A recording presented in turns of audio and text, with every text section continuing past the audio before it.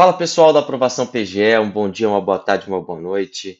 Uma aula especial aqui para vocês, galera, de revisão das principais alterações legislativas e também das inovações jurisprudenciais do ano de 2024. Pois bem, para aqueles que não me conhecem, eu sou Matheus de Palma, delegado de polícia no estado de São Paulo, e hoje nós teremos a nossa revisão de direito processual penal, a melhor matéria deste mundo.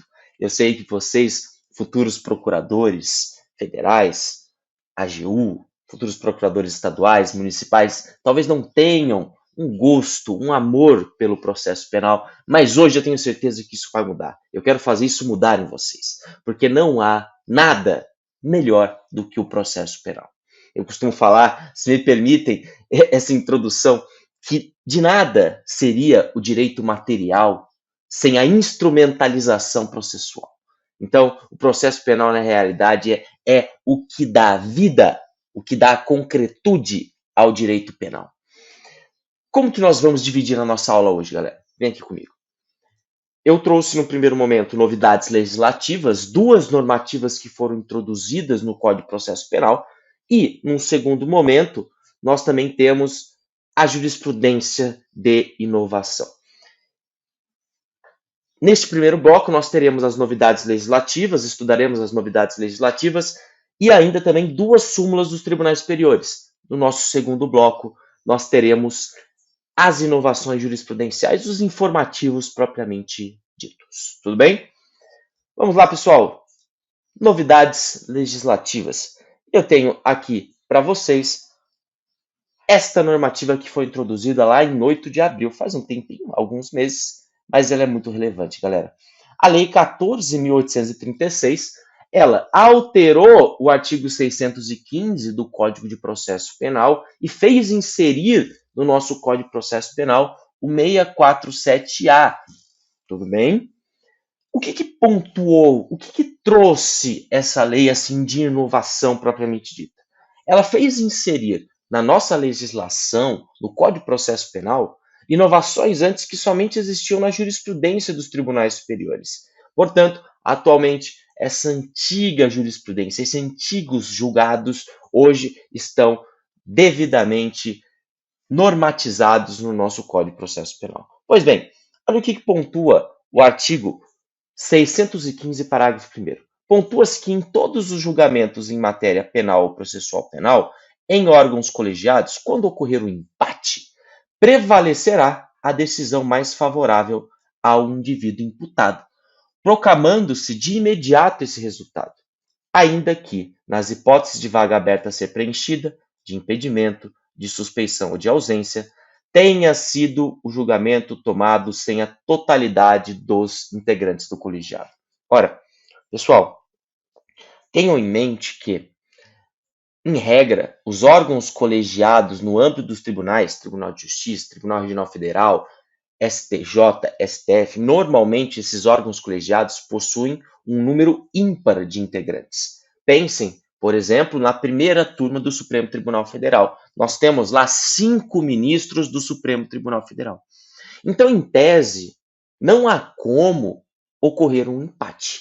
Contudo, imagine que, por exemplo, um desses ministros aposentou na primeira turma. E daí, na primeira turma, os julgamentos estão ocorrendo, uma vez que o judiciário não pode parar, com apenas 4 integrantes. Nestes casos em que, por exemplo, um ministro aposentou e ainda não há indicação por parte do Poder Executivo do novo ministro da STF, nós temos um número par. E é aí que pode ocorrer o empate. Também pode ocorrer um empate na hipótese em que houver um impedimento. Ora, no âmbito do Supremo Tribunal Federal, um dos ministros já foi advogado daquela parte e encontra-se, segundo aquele entendimento próprio dele, impedido de continuar no processo. Nestes casos, havendo um empate, vai prevalecer a decisão mais favorável ao indivíduo.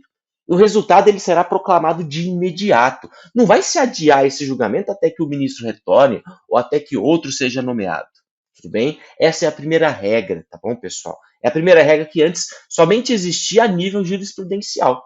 E se a gente for analisar corretamente esse dispositivo, nós vamos verificar que ele privilegia um princípio constitucional no processo penal, que é o princípio do indúbio pro réu, o princípio do favor rei. Tudo bem, pessoal? Nunca se esqueçam disso. Julgamento, esse dispositivo é muito importante.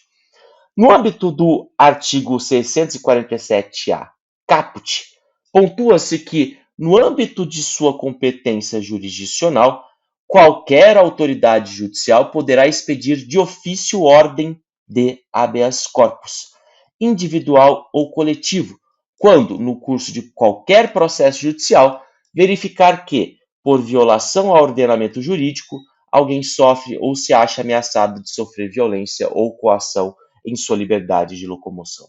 Ora, pessoal, esse dispositivo ele normatiza o denominado HC de ofício. É muito comum, venham aqui comigo, é muito comum no âmbito dos tribunais superiores, principalmente do STJ, que existam ordens de soltura, ordens de liberação de ofício. Como que acontece? Vocês estão com um caso em primeira instância e impetram um habeas corpus direto no Tribunal de Justiça. Vamos pensar na estrutura organizacional da Justiça Estadual. Então, um caso em primeira instância, um habeas corpus junto ao Tribunal de Justiça.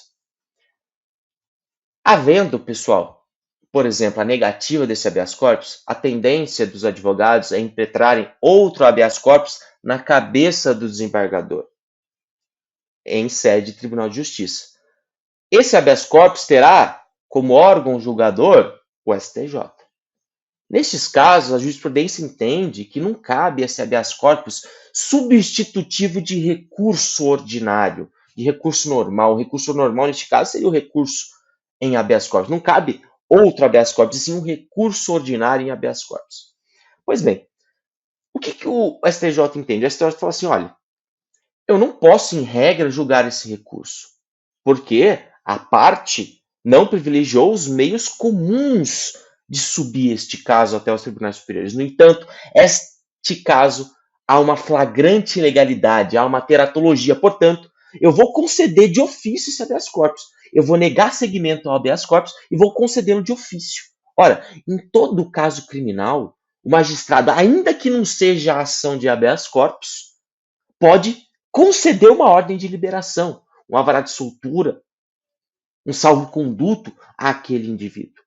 Não há, propriamente dito, às vezes, um pedido expresso, mas o magistrado, entendendo que a liberdade de locomoção encontra-se, vamos dizer assim, atingida de maneira ilegal ou teratológica, ele pode conceder essa ordem de habeas corpus. É justamente isso que fala o 647-A, caput do Código de Processo Penal. Porque, no caso, haverá expedição de ofício de ordem de habeas corpus. E percebam que antes o habeas corpus coletivo ele não tinha mas nenhuma previsão legal. Então a gente pode falar que atualmente o HC coletivo tem previsão expressa no Código de Processo Penal em razão da inovação trazida pela Lei 14.836.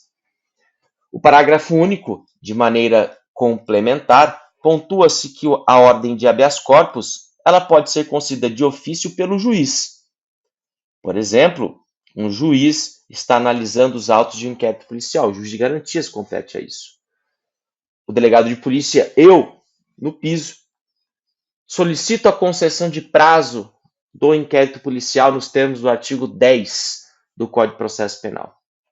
O magistrado, esse inquérito passa ao Ministério Público e volta ao magistrado para confirmar essa dilação prazal. Daí o magistrado olha e fala assim, olha, com todo respeito, delegado, eu não vejo aqui motivo para continuar essa investigação já está há 10 anos e vocês não acharam nada. E o inquérito policial estigmatiza esse indivíduo, sem dúvida alguma.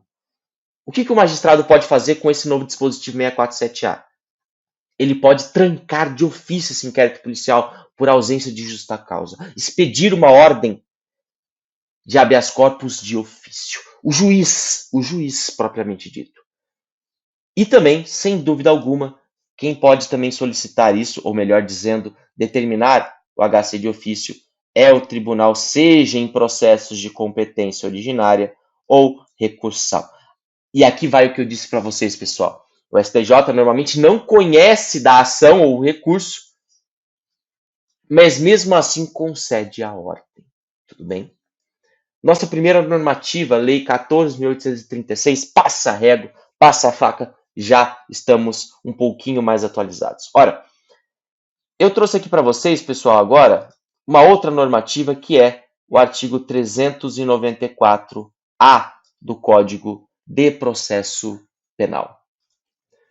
E somente para que não fique e permaneça o erro, essa normativa aqui está errada, viu, pessoal? Na realidade, nós estamos a falar da Lei 14.994, uma breve correção, 14.994, e o ano e o dia, melhor dizendo aqui, não é 8 de abril, o ano permanece, na realidade é 9 de outubro, tá bom? 9 de outubro. 9 de outubro. Uma pequena correção aqui no slide, em razão do erro material. Então, a Lei 14.994, ela alterou o artigo 394-A do Código de Processo Penal. Essa normativa aqui, pessoal, para aqueles que estudam processo penal, ela foi responsável por individualizar o crime de feminicídio. Então, o que acontecia? Antes, o feminicídio ele era um qualificador do crime de homicídio. Agora, em razão dessa normativa, ele é um crime específico, um crime à parte, que é o artigo 121. 121, pessoal, 121A do Código de Processo Penal. Tudo bem? Todos aqui entenderam. O artigo 394, ele traz uma hipótese de prioridade de tramitação em todas as instâncias. Em quais casos? Nos processos que apurem crime hediondo ou violência contra a mulher. Antes da Lei 14.994, nós somente tínhamos os crimes hediondos. Atualmente nós temos quem? Os crimes hediondos e aqueles que envolvem violência contra a mulher. E perceba, isso aqui é pegadinha de concurso. A prioridade de tramitação ela ocorre em todas as instâncias. O examinador, aquele ser horrível que quer a todo momento pegar vocês, ele quer a todo momento tirar pontos de vocês, ele coloca prioridade de tramitação em segunda instância, em primeira instância, não. Prioridade de tramitação em todas as instâncias. O parágrafo 1º pontua que, nos casos que apurem violência contra a mulher, não haverá o pagamento de custas, taxas ou despesas processuais, salvo em caso de má-fé. E ainda pontua que essas isenções de que trata o parágrafo 1º, que acabamos de fazer referência, aplica-se apenas à vítima. Ora, não faria sentido nenhum privilegiar o autor de um crime de violência doméstica contra a mulher. Nós estaríamos aí interpretando de maneira errada o princípio da igualdade, principalmente se analisada a igualdade na sua vertente material. Pois bem, aplica-se apenas à vítima e, no caso de morte, ao denominado CAD. Cônjuge, ascendente, descendente ou irmão, que nós no processo penal costumamos dizer que é o CAD. Olha aqui o mnemônico para vocês. É o CAD. Então, no caso de morte, essa isenção ela é passada ao cônjuge, ao ascendente, ao descendente ou a irmão, quando a este couber o direito de representação ou de oferecer ou prosseguir com a ação. Muito bem, pessoal. Novidades legislativas das mais relevantes no processo penal, da matéria processual penal, nós temos, como já pontuado, a Lei 14.836, de 8 de abril de 2024, e a 14.994, de 9 de outubro de 2024. Vamos começar agora, 15 minutos travado. Nesses primeiros 15 minutos de jurisprudência, eu quero estudar com vocês duas súmulas dos tribunais superiores, pessoal. A primeira súmula que eu quero aqui estudar com vocês, galera. Uma súmula de 20 de junho de 2024. Súmula 670 do STJ. Nos crimes sexuais cometidos contra a vítima em situação de vulnerabilidade temporária, em que ela recupere suas capacidades físicas e mentais e o pleno discernimento para decidir acerca da persecução penal de seu ofensor, a ação penal é pública condicionada à representação, se o fato houver sido praticado na vigência da redação conferida ao artigo 225 do Código de Processo Penal, melhor, do Código Penal, pela Lei 12.015 de 2009. Galera, vamos entender essa súmula. Ora, primeiro, nós temos que fazer um risco.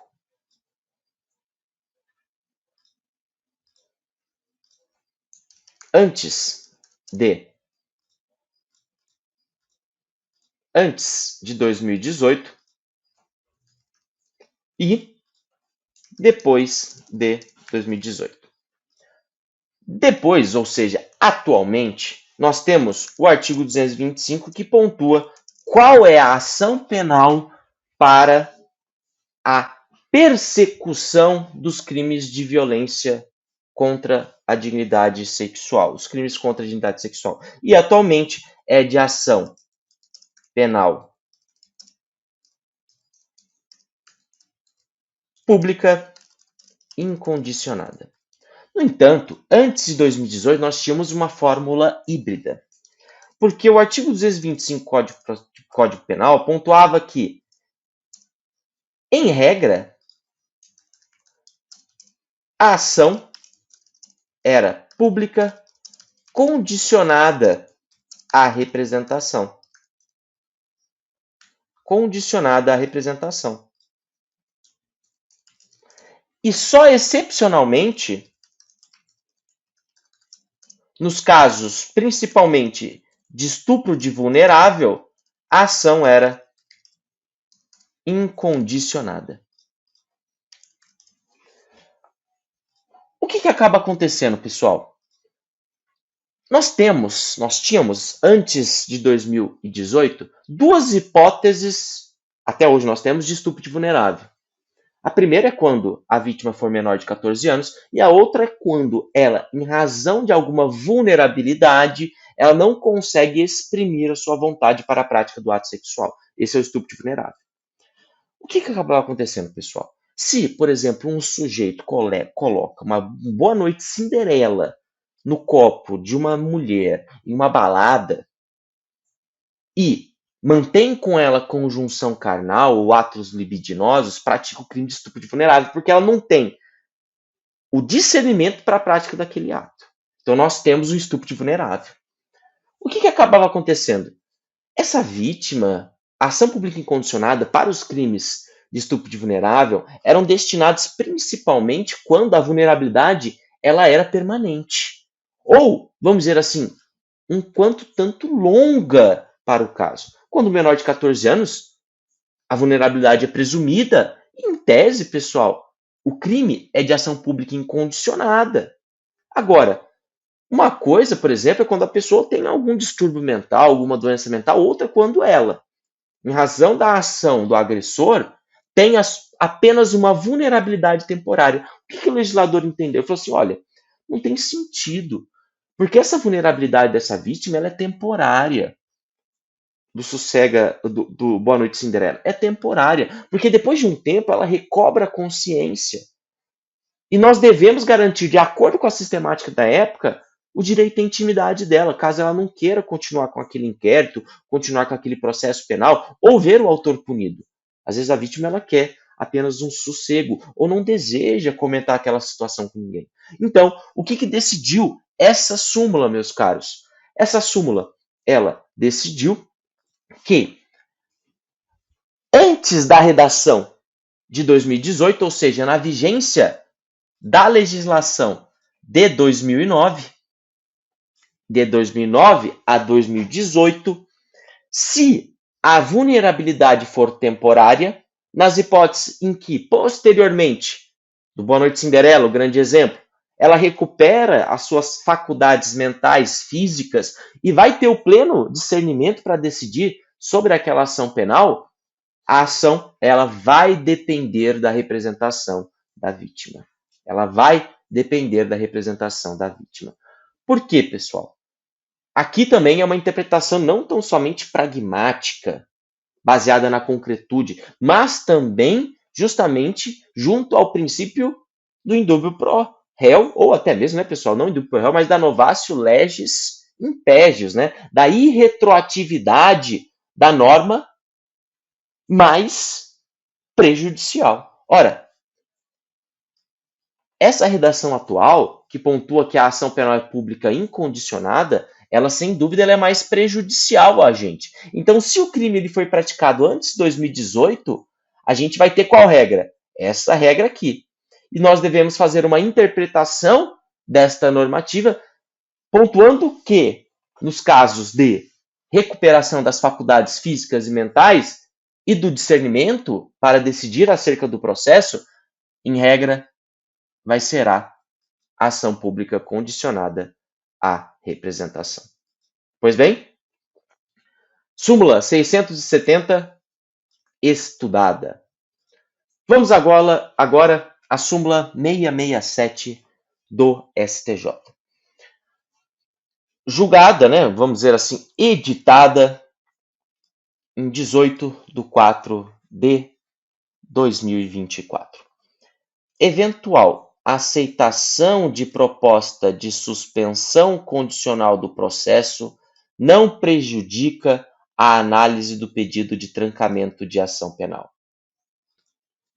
Novamente a leitura. Eventual aceitação de proposta de suspensão condicional do processo não prejudica a análise do pedido de trancamento da ação penal.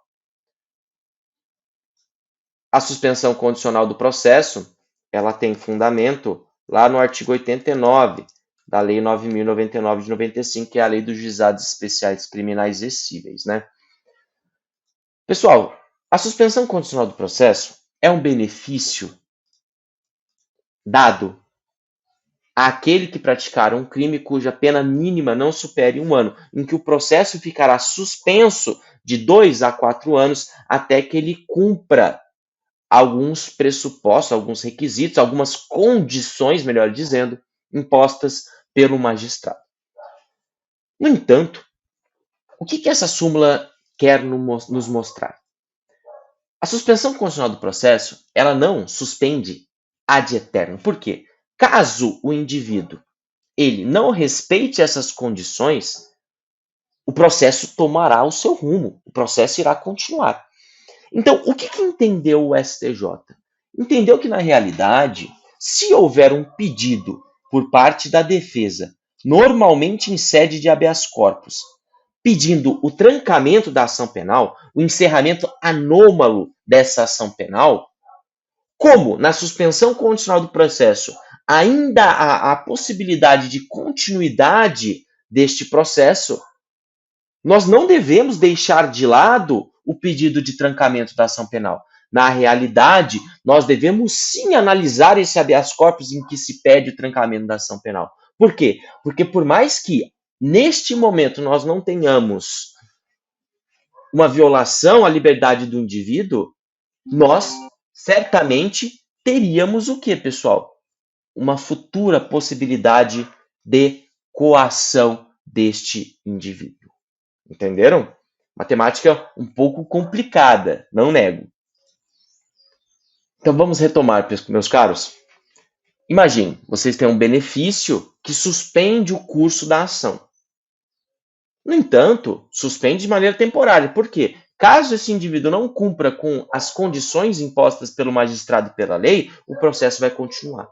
Como você tem a possibilidade de continuação desse processo, ainda que mínima, se há um habeas corpus solicitando o trancamento dessa ação, em razão dessa possibilidade de futura coação, é necessário que seja analisado esse habeas corpus de pedido de trancamento de ação penal. Quando esse processo está suspenso, não significa que o habeas corpus ele cai, ele se apaga. Não, ele vai ter que ser futuramente, ou no caso imediatamente, julgado. Porque na suspensão condicional do processo nós não temos o encerramento total do inquérito, ou do processo, melhor dizendo. Nós não temos esse encerramento. Na realidade, é uma suspensão temporária de 2 a 4 anos. Se o indivíduo, o quê? Se o indivíduo ele não cumprir com as condições, o processo vai continuar. Em razão desta possibilidade de continuação do processo, nós temos o quê? A exigência da análise do habeas corpus pedindo o trancamento da ação penal. Tudo bem? Pessoal, primeiro bloco nós já estudamos, nós vimos, somente para nos rememorar, a Lei 14.836, a Lei 14.994 e inauguramos a temática da jurisprudência deste ano de 2024 e analisamos duas súmulas, a súmula 670 do STJ e a súmula 667 também do STJ, julgados na primeira metade do ano de 2024. No nosso segundo bloco, nós estudaremos, agora sim, o que mais importa, penso, se vocês me permitem essa colocação pessoal. Nós estudaremos, propriamente dita, os informativos de jurisprudência, as repercussões gerais, os grandes julgados do STF e do STJ no ano de 2024, em ordem, pessoal, decrescente. Começamos dos mais recentes até aqueles do começo do ano de 2024, beleza? Pessoal, nosso segundo bloco, vamos continuar, dar continuidade ao nosso trabalho de hoje, na nossa revisão de 2024. E agora, nós já vimos as novidades legislativas no Código de Processo Penal, duas súmulas do STJ, e agora, propriamente, nós analisaremos 7 julgados, tanto do STJ como do STF, em matéria processual penal de relevância para os concursos de procuradoria. Bora lá. Pessoal, o primeiro julgado que eu separei aqui para vocês é datado de 4 de outubro de 2024, um tanto quanto recente. E trata-se do agravo em recurso extraordinário 1225-185. Primeiramente, a gente precisa entender o que, pessoal? Quando que cabe a apelação das decisões do Tribunal do Júri? Dentre diversas hipóteses, aquela que é tratada por esse julgado é justamente a do inciso 3º, a linha D. Por quê? Cabe a apelação contra a sentença proferida no âmbito do Tribunal do Júri quando a decisão dos jurados ela for manifestamente contrária à prova dos autos. Ou seja, os jurados, uma vez que são leigos e não precisam justificar a sua decisão com base no princípio da íntima convicção, podem, eventualmente, interpretar a prova de maneira totalmente errada. Um desses casos, por exemplo, é a tese de clemência. Pensem, um sujeito que durante anos e anos ele foi estuprado pelo padrasto. E quando ele completa 18 anos, após 12 anos de abusos sexuais, ele vai lá e mata o padrasto dele com um tiro na cabeça. Os jurados, como leigos que são, às vezes podem entender, esse caso aqui, eu também faria isso. Então, eu vou o quê? Absolver esse sujeito. É um caso, é uma tese de clemência. É uma tese de clemência. Nós temos também, pessoal, outras hipóteses de clemência. A clemência é justamente o quê? A indulgência, a bondade, a benignidade. Pensem que justamente é aquilo que uma pessoa pede para que ela seja absolvida em razão das circunstâncias do caso concreto. Quando a decisão dos jurados ela for manifestamente contrária à prova dos autos, cabe o recurso de apelação. E se essa apelação ela vai se fundar no inciso 3º, a linha D, o tribunal quando essa apelação subir ao tribunal, não vai reformar o julgado, porque se o tribunal reformar o julgado, ele vai considerar o quê? Ele vai substituir o tribunal do júri, o que não pode acontecer. O tribunal, os magistrados, os desembargadores, eles não podem julgar aquele caso, porque aquele caso, quem cabe o julgamento é o tribunal do júri. Mas eles vão determinar o quê? Um novo julgamento. Vamos retomar. Apelação contra a decisão proferida no tribunal do júri, manifestamente contrária à prova dos autos. Muito bem. Essa apelação vai até o tribunal não pode rejulgar o caso, vai determinar um novo julgamento pelo outro júri. E não se admite uma segunda apelação pelo mesmo motivo. Tá? E o que o Supremo decidiu, pessoal? Se é cabível recurso, no caso, se esse recurso que nós acabamos de ver aqui, ele é constitucional, ou melhor, ele foi recepcionado pela Constituição, e no caso de clemência, cabe recurso?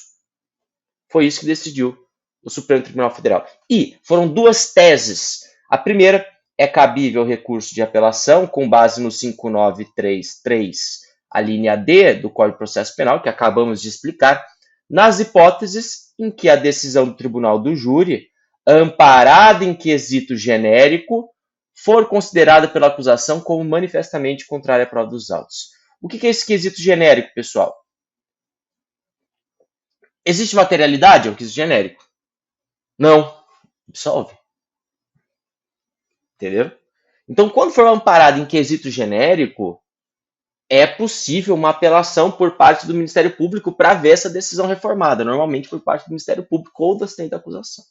Agora, quando se tratar de um quesito relacionado à clemência do acusado, como eu disse para vocês, a indulgência, a bondade, o exemplo clássico, aquele sujeito que foi abusado durante anos e anos, vai lá e mata o padrasto, algoz, autor destes terríveis abusos. O júri pode entender por clemência, vamos perdoar ele, quase a expressão mais próxima é perdoar, vamos absolver. Não, esse cara não merece ser condenado, sofreu a vida inteira. Uma clemência este. Se tratar-se de clemência, o Tribunal de Apelação não pode determinar novo júri. Não pode determinar novo júri.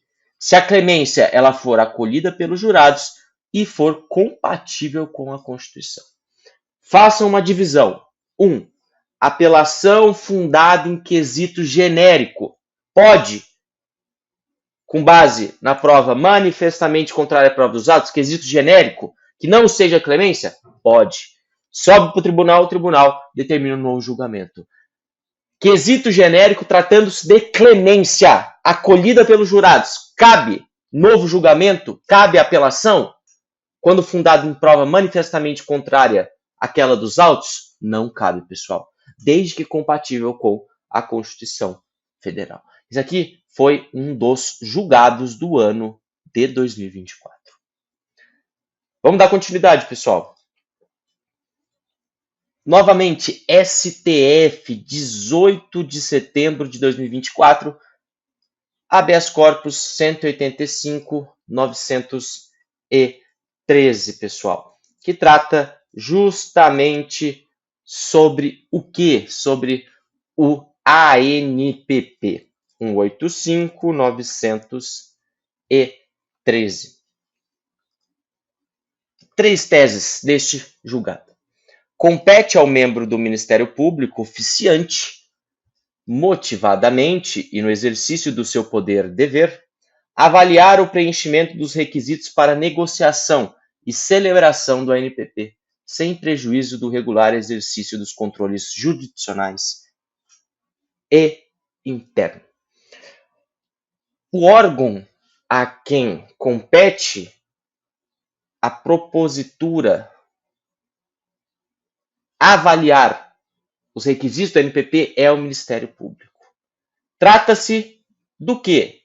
De poder-dever deste órgão ou de direito subjetivo daquele processado. Na realidade, Trata-se de poder, dever. Muito bem? Poder, dever. Ainda, a grande discussão que se instaurou é se aqueles inquéritos anteriores à Lei 13.964 de 2019, se era cabível a NPP. Essa foi a grande discussão. Ou seja, será que o Instituto do Acordo de Não Persecução Penal é um instituto de natureza penal ou processual apto a retroagir e a atingir fatos praticados antes da vigência da Lei 13.964? Essa era a discussão, com base no princípio da retroatividade benéfica. Essa era a discussão. E o Supremo Tribunal Federal acabou decidindo que é cabível a celebração de acordo de não persecução penal em casos de processo em andamento quando da entrada em vigência da Lei 13.964 de 2019. Então, o Supremo entendeu que o acordo de não persecução penal deve retroagir e atingir fatos e processos passados. Mas qual que é o limite? Vai ter um limite temporal. Muito se discutiu acerca desse limite temporal. E o limite temporal que foi fixado pelo Supremo Tribunal Federal foi justamente o trânsito julgado. Então, o acordo de não persecução penal atinge crimes e processos instaurados antes da entrada em vigor do ANPP pela Lei 13.964 de 2019, pacote anticrime.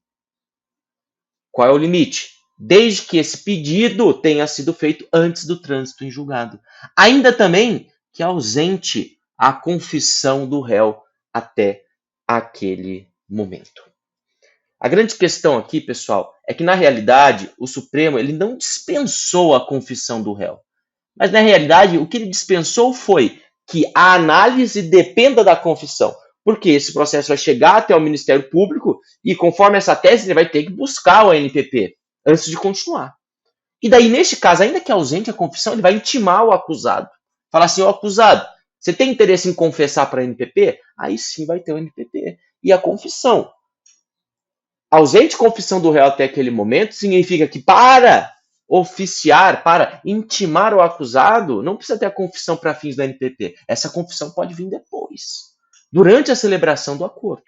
Muito bem? Entenderam? Olha o item 3. Nos processos penais em andamento na data da proclamação do resultado deste julgamento, nos quais, em tese, seja cabível a negociação de ANPP, se este ainda não foi oferecido ou não houve motivação para o seu não oferecimento, o Ministério Público, agindo de ofício, a pedido da defesa ou mediante provocação do magistrado, deverá, na primeira oportunidade em que falar nos autos, após a publicação da ata deste julgamento, manifestar-se motivadamente acerca do cabimento ou não do acordo. O que acontece aqui, pessoal? Pensem. Justamente o que eu acabei de falar para vocês. Esse processo vai vir para o MP, ou ele de ofício, ou a pedido da defesa, ou por provocação do magistrado, deve propor o acordo. Mas para ele avaliar essa propositura, não necessariamente precisa ter a confissão. Ele pode intimar o acusado e falar assim, olha, meu caro, confesse, e daí nós poderemos celebrar um ANPP. Entenderam? Então não precisa ter a confissão prévia. Essa confissão ela pode vir depois. E no item 4, nas investigações ou ações penais iniciadas a partir da proclamação do resultado deste julgamento, a proposição de ANPP pelo Ministério Público ou a motivação para o seu não oferecimento, quando o Ministério Público decide não oferecer o ANPP, ele deve justificar, devem ser apresentadas antes do recebimento da denúncia. Então, em regra, pessoal, nós temos duas sistemáticas. Para os casos anteriores à Lei 13.964 de 2019 e anteriores à ata desse julgamento, deste caso aqui de 18 de setembro, então os casos anteriores à Lei do Pacote Anticrime e anteriores à data do 18 de setembro de 2024, pode ocorrer a propositura do acordo de não persecução penal, mesmo após o recebimento da denúncia. Já nos casos em que, após a proclamação, ou seja, após o dia 18 de setembro de 2024, neste caso, em regra vai ser no recebimento da denúncia ressalvada a possibilidade de propositura pelo órgão no curso da ação penal, se for o caso. Em regra, é antes do recebimento da denúncia e só excepcionalmente depois. Antes de 18 de setembro e nos casos anteriores à Lei 13.964/2019, pacote anticrime, pode ser a qualquer tempo, desde que antes do trânsito em julgado. Esse ficou claro para vocês. Próximo julgado, pessoal. Olha que interessante. Também o pacote anticrime, no artigo 492 do CPP, pontuou que é possível a execução provisória da sentença penal condenatória nos casos de tribunal do júri, quando houver a condenação a pena igual ou superior de 15 anos de reclusão pelo tribunal do júri. Então, em regra, nós não temos a possibilidade de execução provisória da sentença no direito brasileiro, tanto da PPL, pena privativa de liberdade, como da pena restritiva de direitos. No entanto, é possível a execução provisória no âmbito do tribunal do júri, desde que, ou seja, é condenado, se pede mandado de prisão, igual os filmes americanos. Condenou o tribunal do júri, algema e leva. Se pediu automaticamente mandado de prisão, desde que a pena seja igual ou superior a 15 anos de reclusão.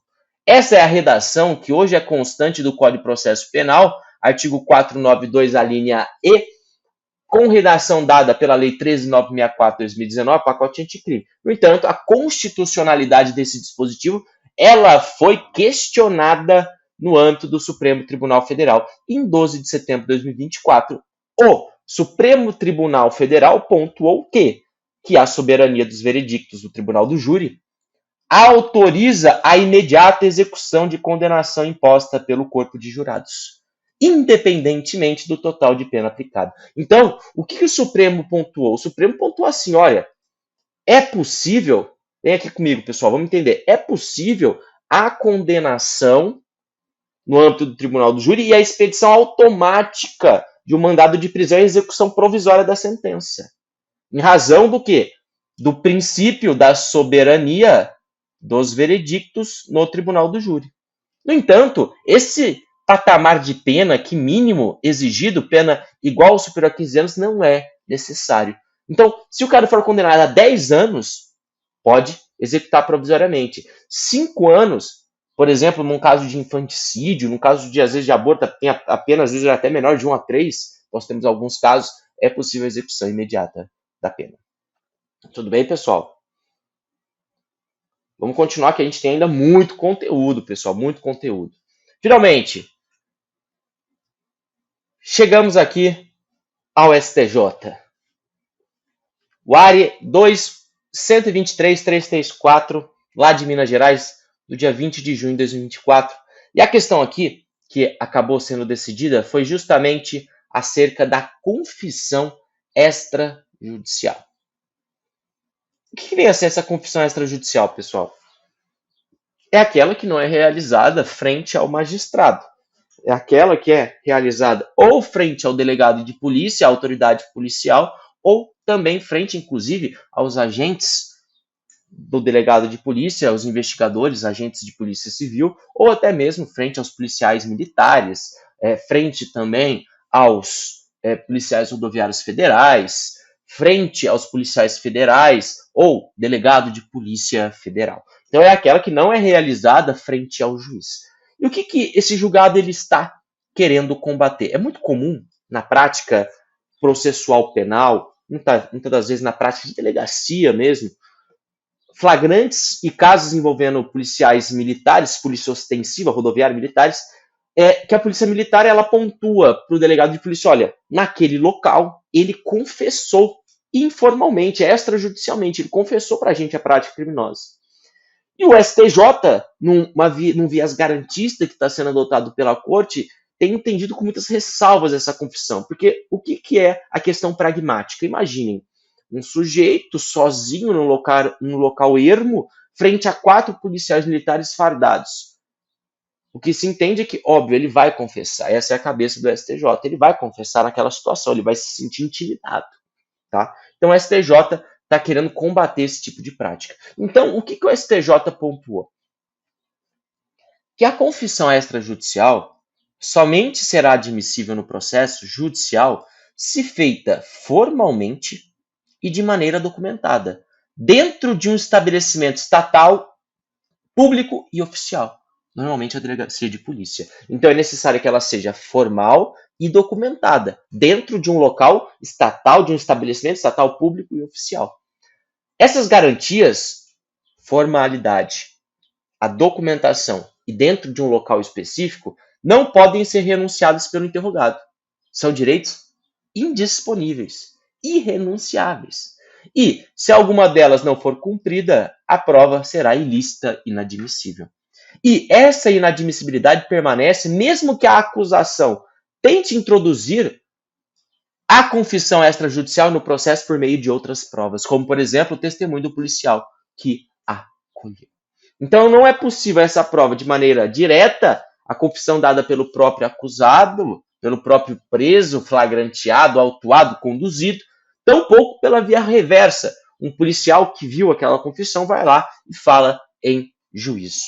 No item 2, o STJ pontua que a confissão extrajudicial, admissível, pode servir apenas como meio de obtenção de provas, indicando à polícia ou ao Ministério Público possíveis fontes de prova na investigação, mas não pode embasar a sentença condenatória. Vem aqui comigo.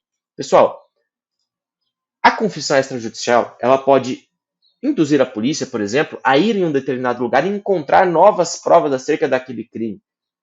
Pode, inclusive, embasar, às vezes, medidas cautelares, mas é um meio de obtenção de prova, é um caminho para se chegar a novas fontes de prova, ou seja, pessoas ou coisas do qual se emanam elementos para a acusação ou a defesa, dependendo do caso. Mas nunca será o que? Um meio de prova, uma prova apta a embasar uma sentença condenatória. Então serve como um meio de obtenção de prova, a confissão extrajudicial, de modo a encontrar novas fontes de prova, pessoas ou coisas das quais se emanam elementos, mas nunca poderá embasar uma sentença penal condenatória. E por fim, a confissão judicial, em princípio, ela é lícita, a judicial. Todavia, para a condenação, apenas será considerada a confissão que encontre sustento nas demais provas. A confissão judicial não pode ser a única prova utilizada para a sentença penal condenatória. Tudo bem? Julgado importante, demais. Demais, julgado é importante. Pessoal, em 2021, foi incluída a Lei 13.245 de 2021, conhecida como Lei Mariana Ferrer. O que foi esse caso da Mariana Ferrer? Mariana Ferrer, em um julgado, acho que do sul do país, ela era vítima em um caso de estupro e ela, na omissão, frente a uma omissão do magistrado e do membro do Ministério Público, foi humilhada pelo advogado de defesa, humilhada, chantageada, queiram pensar como queiram, pelo advogado de defesa num caso de estupro. E daí rendeu a edição dessa lei que deu criação ao artigo 400-A.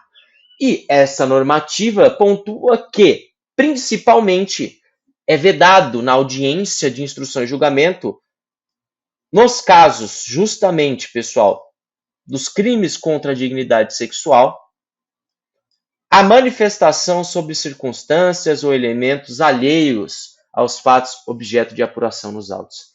Ainda também a utilização de linguagem, de informações ou de material que ofenda a dignidade da vítima ou de testemunhas. Muito bem. Muito bem.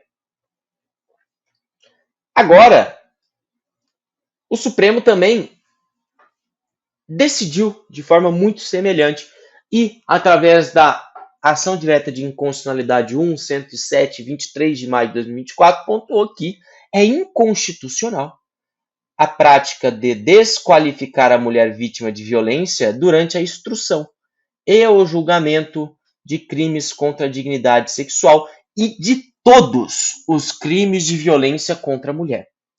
de modo que é vedada eventual menção, inquirição ou fundamentação sobre a vida sexual pregressa ou ao modo de vida da íntima em audiências, da vítima, perdão, em audiências e decisões judiciais. Ora, é muito comum, principalmente em casos de estupro, a defesa trazer aos autos que a vítima, por exemplo, já não era mais virgem, que a vítima ela já teve 300 e poucos namorados e assim por diante. Um machismo exacerbado que hoje, no nosso país, ainda existe, mas que nós, operadores do direito, não podemos admitir. Ainda mais, no meu caso como delegado de polícia, que investiga as infrações dos crimes contra a dignidade sexual. Isso é inadmissível. Tanto que eu já tive situações em inquéritos policiais de minha investigação que eu neguei a juntada de uma manifestação nesse sentido. Eu neguei a juntada, levei um mandado de segurança e ganhei ainda. Eu ganhei não, né? O juiz deu voz ao meu pensamento. Eu falei assim, eu não quero juntar quantos namorados ela teve. Isso aqui é irrelevante. Neguei o segmento, neguei a juntada e nem tinha ainda esse julgado. E o juiz deu razão. Mas então, o Supremo decidiu desse modo, pessoal. Julgado importante, tá? 23 de maio de 2024. Vamos continuar que ainda tem julgado pra caramba. Vamos lá. Esse aqui também é importante, pessoal. Vou acabar até passando um pouquinho. Vamos lá. STF, ADIs 2943, 3309, 3318, 2 de maio de 2024. Essa ADI, ela acabou por definir quais os poderes de investigação criminal dos membros do Ministério Público, tanto estadual como federal. E o Supremo Tribunal Federal, depois de muita celeuma, estabeleceu, vamos colocar assim, que alguns parâmetros para a investigação criminal. Definiu inicialmente que o Ministério Público ele dispõe de atribuição concorrente. Por que concorrente? Porque, assim como a ele também cabe, a polícia também pode investigar o exército de infrações penais militares, então dispõe de atribuição concorrente para promover, por autoridade própria e por prazo razoável, investigações de natureza penal, desde que respeitados os direitos que assistam a qualquer indiciado ou qualquer pessoa sob investigação do Estado. Devem também ser observados pelos membros do Ministério Público as hipóteses de reserva de jurisdição, as prerrogativas da OAB e também o controle permanente do procedimento pelo Poder Judiciário, que devem ser documentados. Beleza? Isso aqui é uma tese genérica. Então, o Ministério Público, assim como também as polícias em geral, pode investigar por um prazo razoável, respeitados os direitos e garantias fundamentais, hipóteses de reserva constitucional de jurisdição e as prerrogativas da advocacia. Agora aqui tem o pulo do gato. O Supremo definiu alguns parâmetros. Olha as exigências que o Supremo fixou. Tem que gravar isso aqui, importante. A comunicação imediata ao juiz competente sobre a instauração e o encerramento do procedimento, com o devido registro e distribuição. Então, instaurou o procedimento investigatório criminal, o PIC do Ministério Público, comunicação imediata ao juiz. Encerrou, comunica-se também. Devem ser observados os mesmos prazos e regramentos do inquérito policial. Então, o mesmo regime jurídico. O Supremo definiu que no Brasil, para a investigação criminal, deve ser seguido, melhor dizendo, o regime jurídico próprio do inquérito policial, pessoal. Do inquérito policial. Item 3. Se for necessário maior prazo para concluir a investigação, o Ministério Público somente poderá prosseguir com autorização do juiz. Então, para a dilação do prazo da investigação do membro do Ministério Público, é necessária autorização judicial. Esteja o investigado preso ou solto. Se, no caso, houver duplicidade de investigações, uma do Ministério Público e outra da polícia, essa distribuição acontecerá por dependência ao primeiro juiz que conhecer do procedimento investigatório criminal ou do inquérito policial, de modo assim a evitar o bis in idem. Então, Eu estou investigando um caso e o membro do Ministério Público outro caso. O meu inquérito terminou antes e foi para a primeira vara criminal de Taubaté, estado de São Paulo. Para onde que esse pique vai também? Primeira vara criminal de Taubaté, estado de São Paulo, por dependência ao juízo que primeiro conheceu do inquérito, neste caso concreto. E ainda, o artigo 18 do Código de Processo Penal deve ser aplicado ao PIC, ou seja, para que ocorra o desarquivamento, é isso que fala o artigo 18, para que ocorra o desarquivamento, é necessário que existam novas provas. Não é possível desarquivar, você só quer desarquivar, igual acontece nos filmes americanos, porque eu quero reinvestigar. Não pode acontecer isso no Brasil, em razão do artigo 18 do Código de Processo Penal. Mas só pode haver o desarquivamento dos autos de investigação criminal, no caso do procedimento investigatório criminal, se existirem novas provas. Novas provas. O item 2.8.1 determina que, nos termos dos itens da sentença do caso Honorato e outros versus Brasil, o Estado ele deve garantir ao Ministério Público, na função de controle, de órgão de controle externo da polícia, recursos econômicos e humanos necessários para investigar as mortes de civis cometidas por policiais civis e militares. Vamos lá, pessoal. Vamos aqui, vem aqui, com calma. Caso Honorato e outros versus Brasil, decisão da Corte Interamericana de Direitos Humanos. O que foi esse caso? Nós temos, aqui em São Paulo, uma rodovia chamada de Castelo Branco. Essa rodovia, ela inicia-se na capital paulista, em São Paulo, passa por Sorocaba e vai até quase Botucatu. E entre a Castelo Branco e Botucatu, nós temos um trecho de mais ou menos uns 15, 20 quilômetros e tem uma estrada que também liga o fim da Castelo Branco até Botucatu.